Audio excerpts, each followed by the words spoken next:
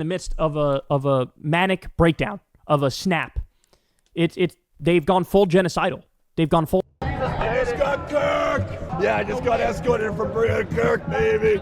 We're in Tampa, Florida for Turning Point USA's annual Student Action Summit. TPUSA is a voter-driving juggernaut for the Republican Party, led by 31-year-old Charlie Kirk. They're happy, that's why you know they haven't been on social media. But this year's event will be menaced by something called the Un-F America Tour, started by a group of progressive influencers. Oh, still kicking.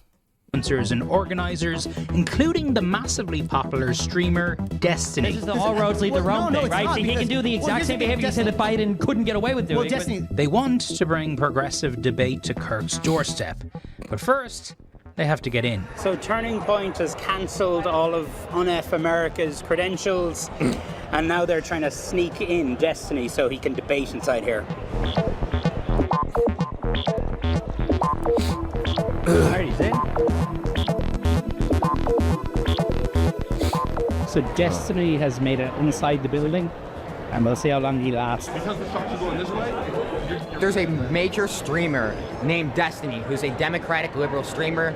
He appears to be debating Myron Gaines, who's more of a right-wing red pill guy. They're both sort of creatures of like internet trolldom, but it should be a lot of fun. You know, it's like blood sports. It's like watching a cockfight, effectively. We love to see it, though. We love to see it. It's great. We are at Student Action Summit. We got Destiny and Myron here today. Have a little friendly conversation. Oh, yeah, man. Good to see you, bro. Hey. Young people may be tuning out the news, but this new form of live, provocative political debate is blowing up online. Its cultural significance is something well known to Kirk because he's part of it. Oh, it's democratic socialism. It's completely I love different. this question. I love this question. And I could talk about socialism for hours. Hello, everyone. I am Charlie Kirk, founder of Turning Point USA, and I am surrounded by 20 woke college kids. Under a tent with the words, "Prove me wrong," Kirk brought online debater culture directly to hundreds of college campuses during the last election cycle. We have a problem in Black America. The biggest problem is not racism. It's the lack of dads. When exactly do heart waves begin in utero? You know that, but you Don't you always love it when white people try to tell us what the fuck's wrong with the black community? The lack of dads is crazy, especially when statistics show that black fathers are more involved in their children's lives. Consistently a lot more than white people's fathers. I mean, like, the statistics are, I think you're biting into like the tropes and the memes and the fucking funny jokes and the comedian shits and thinking that it's actually truth when it's not. But go off, King. Don't know the four. Hold on, no, tell me when heartbeat. I don't know. And while he uses it to make viral content, its primary goal is to register Gen Z to vote MAGA. I love the fact that we are now becoming we're becoming the cool kids now. But no, I just want to be clear. Is there something wrong with talking to voters? No, there's nothing wrong with talking. Well, that's what we're doing here today. It's an open mic. I think that you push a dangerous agenda. It's a strategy that those behind Un-F America say the DNC has been absent to counter. I hate Charlie Kirk. I think he's actually a Satan spawn, but he's very, very strategically minded. At an event organized by the Un-F America crew down the street from the convention center, both conservatives and liberals packed into a pub to eat chicken wings, drink beer, and watch conservative voices try to take on Destiny. Have you ever fired an AR-15? Yeah. So you fired a 5.56. The mathematical odds of him surviving that are infinitesimally small. They're infinitesimally high if it misses him, or grazes his ear. I mean, Charlie Kirk's been doing this a long time, more than 10 years. Why has it taken the left so long to catch up and still hasn't caught up? Republicans vertically are very well integrated when it comes to making sure that they're winning elections. Yeah. Right? There's the people who in 2020 they thought the election was stolen in every state basically, but they still showed up to vote next time. So something is happening there where they're really big on going out and winning elections.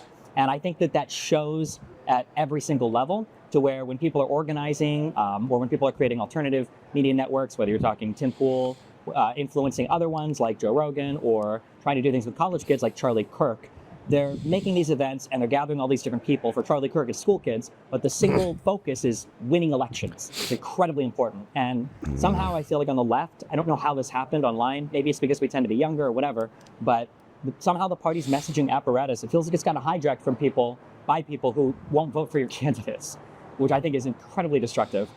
Did the Democrats have anything like this? Nothing. And I will say, like, Charlie Kirk is honestly one of the best organizers of our generation. And I think that, you know, as much as I disagree. If only she would have stayed in the comment sections, the fucking Unfuck America tour roster might be bigger. Agree with Charlie Kirk. I So believe simple. that what he's doing has worked, and that's why I'm here to replicate what he's doing. I'm not here to, you know, disrupt Charlie Kirk's events. I'm here to say that there are alternative ideas and that we need to build the same thing that he has, because he is good at it.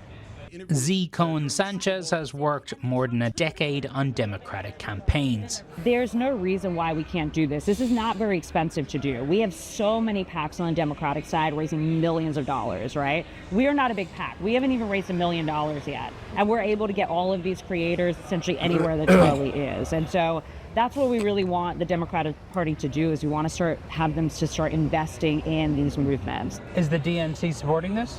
No, not currently. Why not?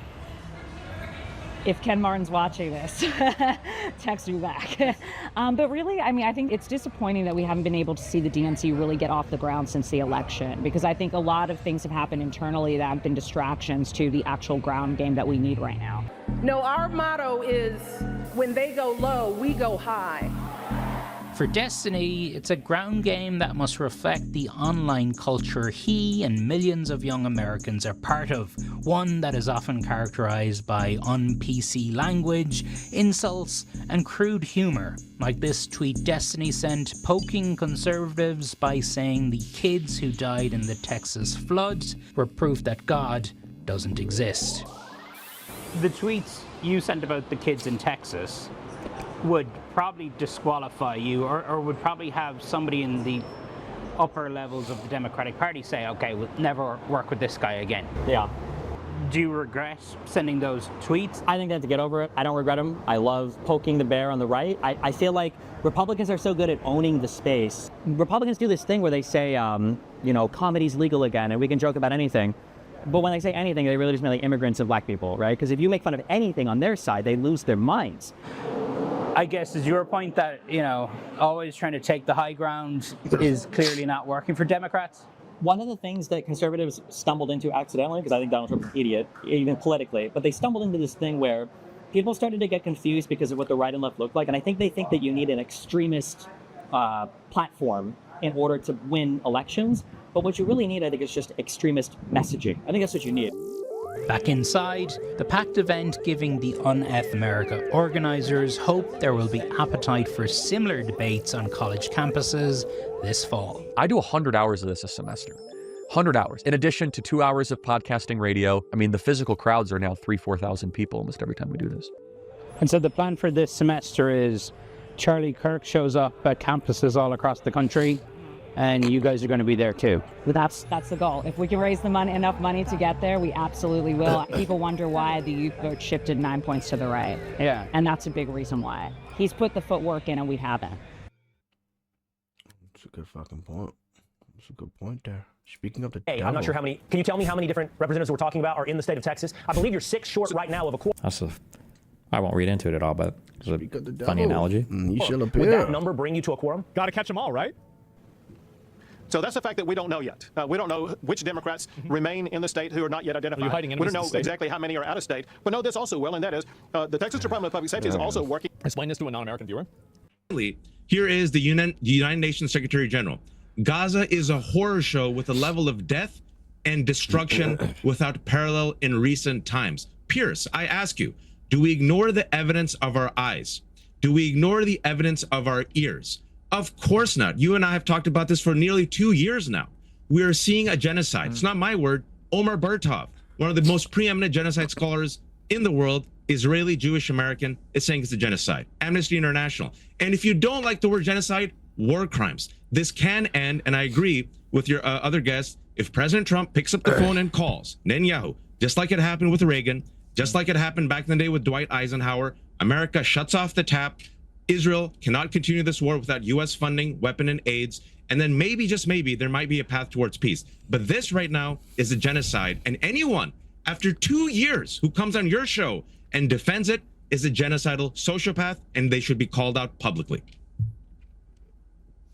Okay, well, back to my panel in a moment, but I want to bring in the president of the Palestinian National Initiative, Mustafa Barghouti. Mustafa, welcome back to Uncensored. I appreciate you joining us again. The position now seems to be that Israel has determined, through its Prime Minister Netanyahu, that the only way to successfully defeat Hamas is now to occupy the whole of Gaza. What is your response to that? His aim is not to defeat Hamas. His real aim is to destroy Palestinian presence on the land of historic Palestine. And by the way, his aim did not change since the very first day of this war. His goals were clear. They're not committing only 3 war crimes in parallel: the war crime of genocide, collective punishment, including starving people, including starving children, but also their goal is ethnic cleansing of the whole Palestinian population. And now when they talk about full occupation of Gaza and then forcing people out of Gaza, he wants to create the largest concentration camp in human history, something that reminds us of the terrible concentration camps during the Nazi time in Germany, and then force people out of Gaza. The people who will be forced out of Gaza will never be allowed to come back. This is not about allowing people to immigrate. If people don't want to immigrate, people want to stay in Gaza. But it's not about sending them out and then bringing them back. And the proof to that is that 7 million Palestinians were displaced by Israeli terrorism in 1948, and they are still refugees. None of them was allowed to come back to Palestine. And that's exactly the Israeli goal. It is ethnic cleansing through committing terrible war crimes that nobody should accept. And by the way, it's not the Palestinians. It's not even Hamas that is preventing foreign journalists from coming to Gaza and reporting what's happening. It is Israel. Israel is not only preventing foreign journalists from coming in, they are now preventing medical teams and preventing international organizations like UNRWA from functioning in Gaza. And the fact is that everything we hear from Gaza is from Palestinian journalists. And the result of that is that Israel already killed 234 Palestinian journalists through bombardment, through intentional killing and injuring more than 60,000 children, including 18,000 children, is not something that any country could be proud of. And I will add another comment from another Israeli ex-prime minister, Naftali Bennett, who is as extreme as Netanyahu. Naftali Bennett said, I think yesterday, that Israel is becoming a pariah state, hated by everybody. He said, we lost the Democratic Party in the United States. We are now losing the Republican Party because of Netanyahu's crimes and because of what's going on. Something is happening that nobody can accept or should accept as a human being, a whole slaughter of a whole population. Why 94% of the hospitals will be bombarded by Israel? By which law? Israel is allowed to destroy 93% already of all homes in Gaza, smashing everything to earth. If it wasn't about an intention of not only occupying Gaza and annexing it to Israel, but also total ethnic cleansing of the Palestinians. West Bank is governed not by Hamas, it's governed by the Palestinian Authority. And still, the Israeli illegal terrorist settlers are attacking us everywhere, terrorizing people, burning houses, burning cars. And these settlers are armed and supported and protected by the same Israeli state.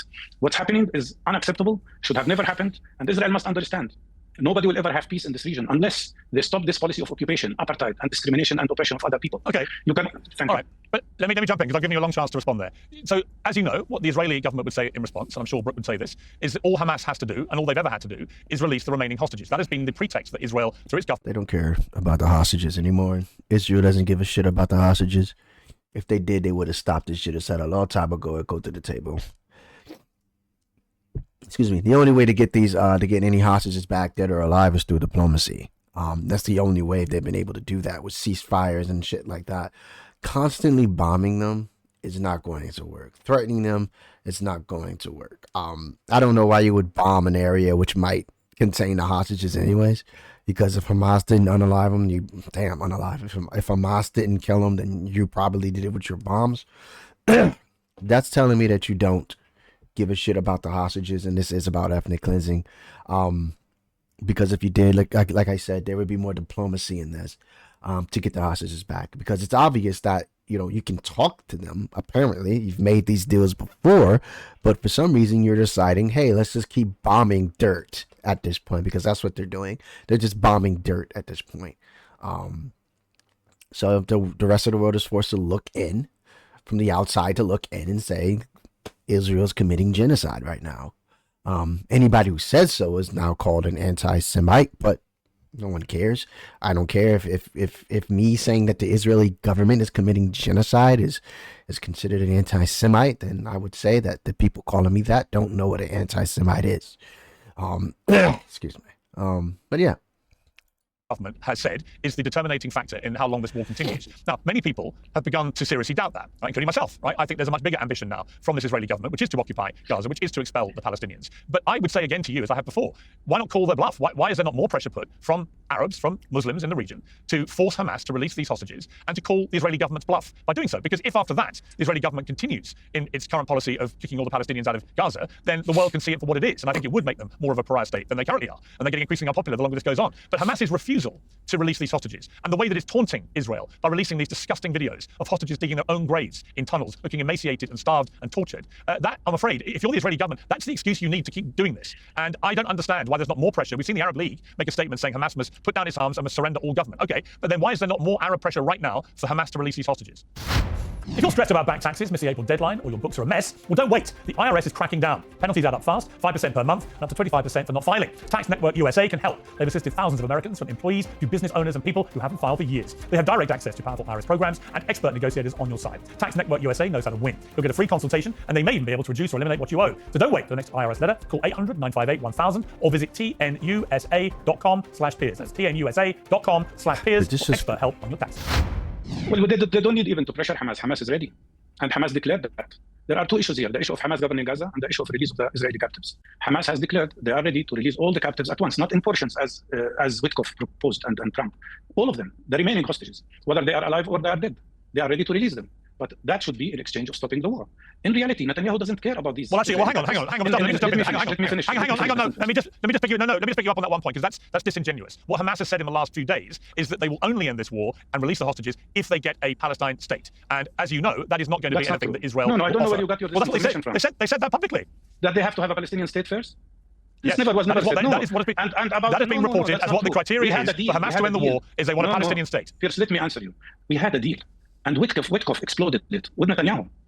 10 Israeli captives would have been released already, and 18 bodies would have been released in exchange of releasing the Palestinian, about 1,300 Palestinian prisoners. Nobody speaks about the Palestinian hostages, by the way. Do you know that 400 Palestinian children are taken hostages by Israel in the West Bank? Do you know that 3,650 Palestinian prisoners are kept in Israeli jail without trial, without charges, and they are kept under the so-called administrative detention? They are also captives. If Hamas now releases all the prisoners, all Netanyahu will do is to continue the war, because he says, even if I get the Israeli captives, I will continue the war to destroy Hamas. He will continue till he evicts everybody to the south of Gaza, to the concentration camp, and then he will conduct ethnic cleansing. About Hamas governance, we got from them, I personally negotiated with 14 other Palestinian parties in Beijing more than a year ago. Hamas told us they are ready not to be in the government. They are ready not to be the government of Gaza. They repeat that all the time. And the best substitute to Hamas governance is a national consensus independent government. All Palestinian parties signed that. What did Netanyahu say? No to Hamasistan, no to Fatahistan, no to PLO, no to any Palestinian rule. Because the reality of what we see today is another colonial war to annex land, to take over the rest of the Palestinian land, not only in Gaza, but also in the West Bank. And that is a recipe for eternal conflict, for something that everybody, including Palestinians and Israelis, will suffer from. Mr. Pierce, let me tell you, when I watch what's happening in Gaza, my heart breaks. When I see all these children dying, and I ask myself, how could this happen? How this Holocaust, and it should be called the Holocaust, is happening? It happens because when the Second World War happened, and the German Nazis were allowed to commit terrible genocide and terrible Holocaust to the Jewish people, they could do so only because of their cowardness. Mustafa, let me interrupt. We're running out of time. Let me interrupt. Showing the same level of cowardness towards Palestinian people. Okay. I hear you. I have to interrupt because we run out of time, but I do want to just point out to you that on the 2nd of August, Hamas released a statement that it could not yield its right to resistance and its weapons unless an independent, fully sovereign Palestinian state with Jerusalem as its capital was established. That was August the 2nd. So that's 4 days but it's not about releasing hostages. Well, now you're splitting hairs. They're saying they won't end the war. No, you said before that they said they would not release hostages till they get a Palestinian state. That's my point. Okay, but then my point remains: release the hostages and see what Israel does, and allow the world to judge them accordingly. But as long as Hamas does not release the hostages, Israel will use. Hang on, Israel will. I could be running out of time. But I just simply say, if they release the hostages, they will remove the main excuse that Israel is using publicly to continue prosecuting the war. If Israel then continues, the world will see it for what it is. Mustafa Barghouti, I appreciate you coming back on. We've run out of time, but I appreciate it. Thank you very much. Let me return to my panel. Let me go to you, Brooke, for your response to that.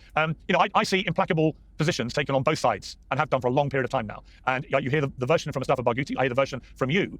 Most wars in this situation at some stage involve a settlement. They're brought to an end by a combination of military action and diplomatic action.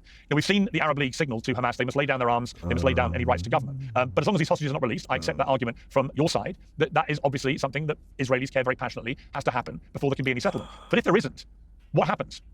Well, there's no settlement with Islamist terrorists. There's no settlement with ISIS or Al-Qaeda or Hamas. These are groups that are dedicated to a global jihad and reestablishing the caliphate and taking over Israel and making Jerusalem their capital. And, to the point before Jihad Ali, I'm just going to read the statement by Zuhar Mohsin, who was the leader of the PLO in the early 1970s. Quote, "There is no difference between Jordanians, Palestinians, Syrians, and Lebanese. We are all one people. We are all Arabs. We're the same ethnic identity. It is for political reasons only that we carefully emphasize our Palestinian identity, for it is in the national interest of the Arabs to encourage the existence of Palestinians against Zionism. Zionism. Yes, there is a Palestinian identity only, quote, for tactical reasons. The invention of this exclusive Muslim Palestinian identity was invented in the 1970s by Yasser Arafat, who was an Egyptian, solely so they can defeat the claim of the Jewish people to a small sliver in the Middle East. Now, I have to say that your past guest is just, frankly, comes off as a Hamas propagandist, and the statements he's making are so untrue, right? That the Israelis are holding Palestinian children as hostages, that they don't want a Palestinian state, that Hamas is ready and willing to release the hostages.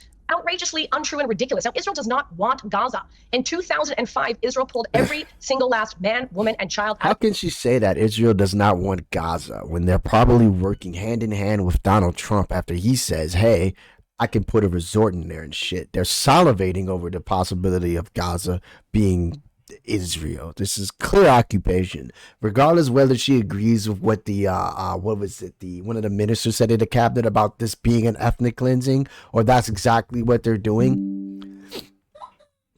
It sounds just like that. So Out of Gaza and exhumed the dead bodies of Israelis because it knew what Hamas would do to them, and gave everything to the Gazans to build their state, because that's what the world pressured and wanted Israel to do, and they did. And what did the Gazans do? They elected Hamas 2 years later, and I can't necessarily take this serious anymore, because like I'm 100% sure. No, okay, let me not say that. I'm 70% sure that with more diplomacy and more of biting of the tongue, you probably would have got more hostages alive. You probably would have got more hostages dead or alive back from Hamas if you bit your tongue a bit more. If there was more pressure from the President of the United States to Bibi Netanyahu, hey, stop this or else funding stops, or else this stops, or else there's not going to be another assistance with trying to demilitarize or denuke Iran and shit like that.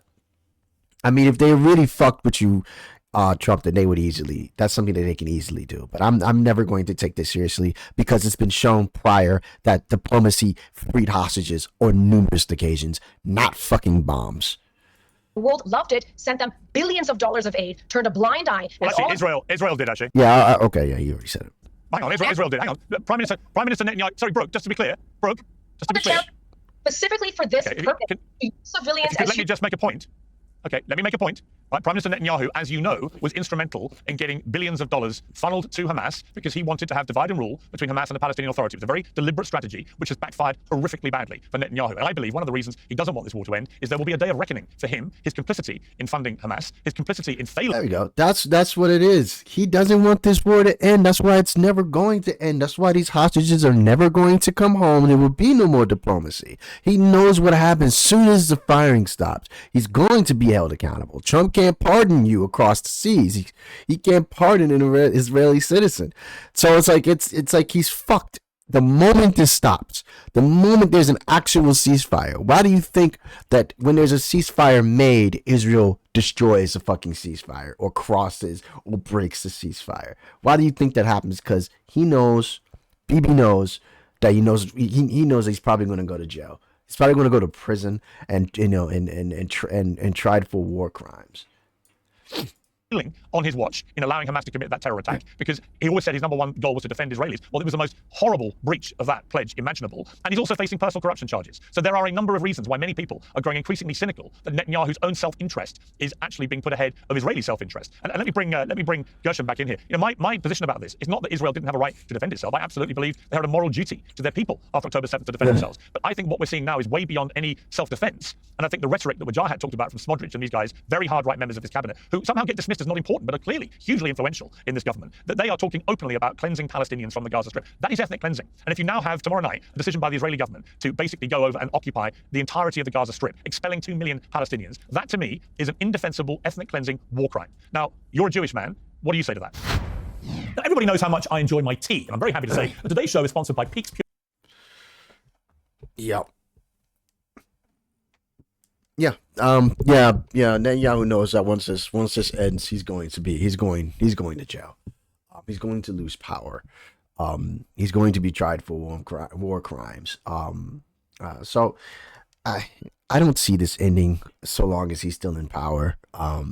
He's going to figure out ways, and this is what happens when you do. If Hamas was considered this dangerous terrorist organization, why would you fund them?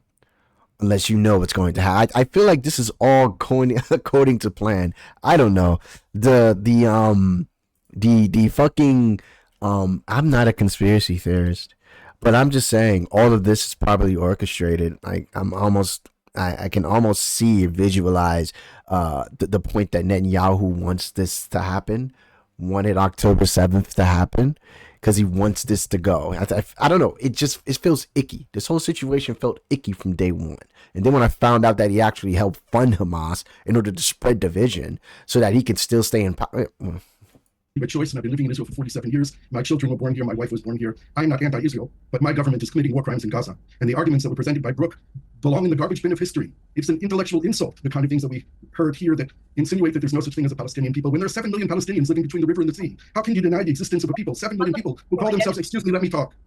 What Israel is doing should not be tolerated by the Israeli public, nor by anyone in the entire world. This war has to end. Mustafa Barghouti is 100% right that Hamas has given, in writing, in English and in Arabic, I received from them in August of last year, a commitment to end the war and return all the hostages, and then there was more than 100 hostages that they were holding. But they demand an end to the war, they demand that Israel withdraw from Gaza, they demand a release of Palestinian prisoners, and they demand that humanitarian aid go into Gaza. They also added, in writing, twice I've received from them, in Arabic, that Hamas will not govern Gaza. Now the big missing link here, unfortunately Mustafa Barghouti didn't say it, is the irresponsibility of the Palestinian Authority, which has not determined who is going to rule Gaza after this war. And this is what allows Netanyahu to continue to say, we have to stay there because if we leave, Hamas will be in power. And this is true. There needs to be a Palestinian, credible, legitimate, viable government in Gaza, which is not the Palestinian Authority, but it must be appointed by at least the head of the government, by President Abbas, because he is the only legal address for the international community for the Palestinian issue. There must be an appointment of someone who's legitimate, credible, clean, who's willing to do the job. There's at least one person out there who has stood up and said that they're willing to do it. Dr. Nasser al-Kidwa, a former PLO representative to the United Nations, a former foreign minister, the nephew of Yasser Arafat, originally from Gaza. He's in exile now because he's in opposition to Mahmoud Abbas, but he is a man of peace. He's written a joint vision paper with former Israeli Prime Minister Ehud Olmert. They presented this to more than 30 heads of state around the world, including in the region, in the Arab world, and this is a vision for a two-state solution. But since 2009,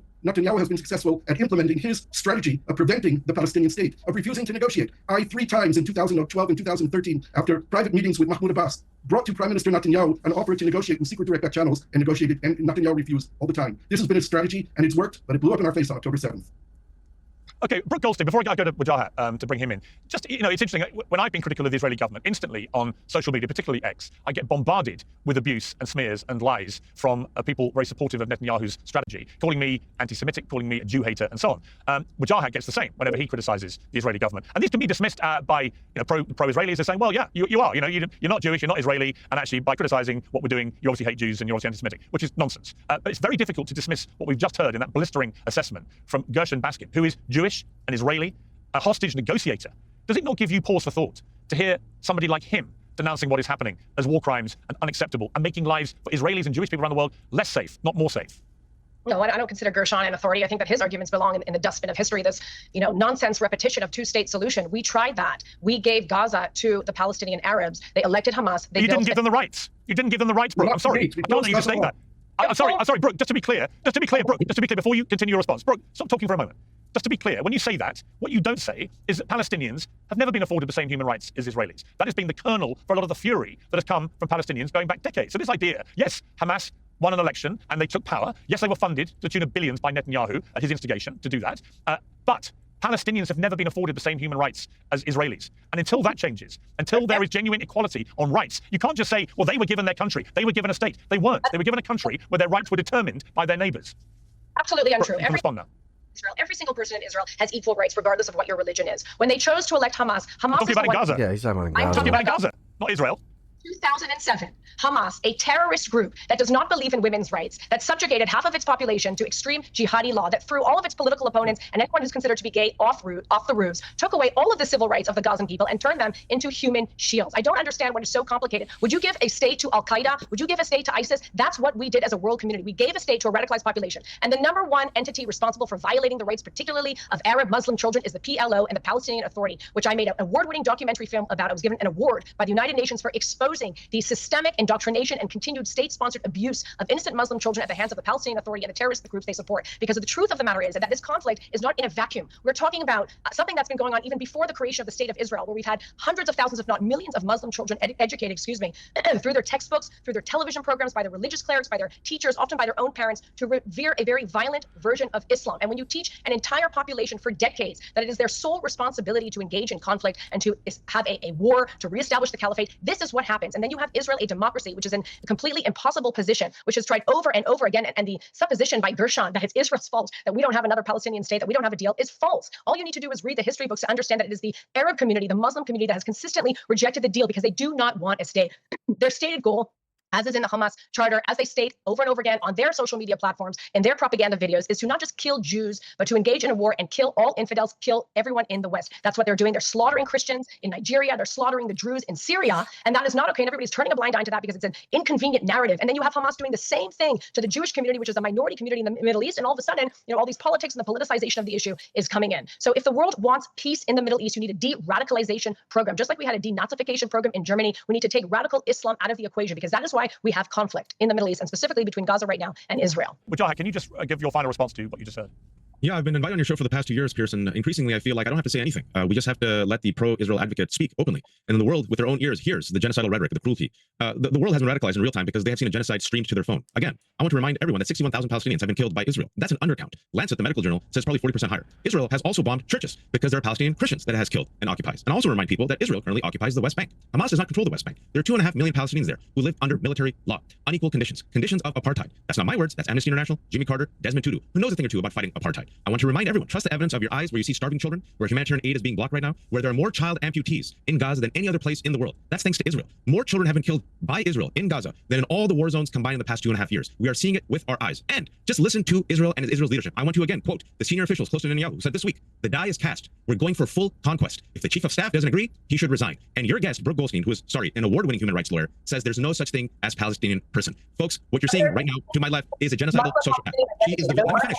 You've spoken a lot. I've kept quiet. I've spoken the least. What you're seeing to my left is Brooke Goldstein. She's going to be the villains of our children's history books. People, speak up, speak out, convince your government to do more. Israel is on a self-destructive path. And I believe people like Gershon, who lives in Israel, he cares about Israel. He cares about Israel's future. He cares about the safety and security of Jews and Palestinians. The path of Netanyahu, the path of Smotrich, the path of Ben-Gvir is of Jewish supremacy and extremism. It will annihilate Palestinians. It will make the region less safe, less volatile. By the way, Israel, under Netanyahu's government, has done 35,000 targeted strikes against 4 countries and Palestinians, right? This extremist organization, this extremist regime, the Netanyahu regime, has to be replaced. We need better leadership, and we need a pathway for Palestinians to finally have self-determination and freedom. It's the only way. The path of Brooke is destruction and annihilation for Palestinians, and also it is terrible for Jews around the world. Hopefully, everyone watching looks at the evidence of their eyes and their ears, and the evidence shows you a story of Israeli genocide against the Palestinian people. The numbers that you... I'm going to leave it there. Thank you. No, I'm sorry, we've run out of time, but I appreciate all of you for your contribution to that debate. Thank you very much indeed. Well,